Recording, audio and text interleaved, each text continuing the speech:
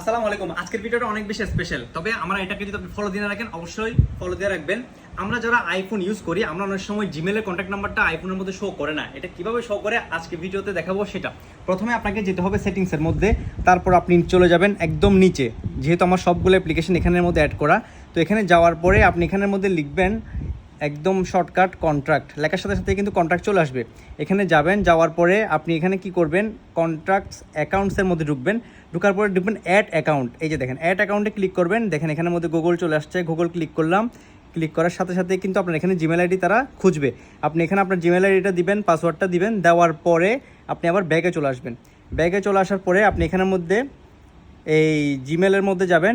যাওয়ার পরে এই যে দেখেন এই অপশন, আপনি ওখানে অ্যাকাউন্ট নাম্বার ঢালার পরে আপনি এখানে সবগুলো অপশন আপনি এখানে অন করে দিবেন, কন্ট্রাক্টস, ক্যালেন্ডার, মেইল। তারপর আপনি ব্যাক দিবেন। ব্যাক দেওয়ার পরে আপনি একদম নিচে চলে আসবেন। এই যে দেখেন এখানে লেখা আছে ইম্পোর্ট সিম কন্ট্রাক্ট।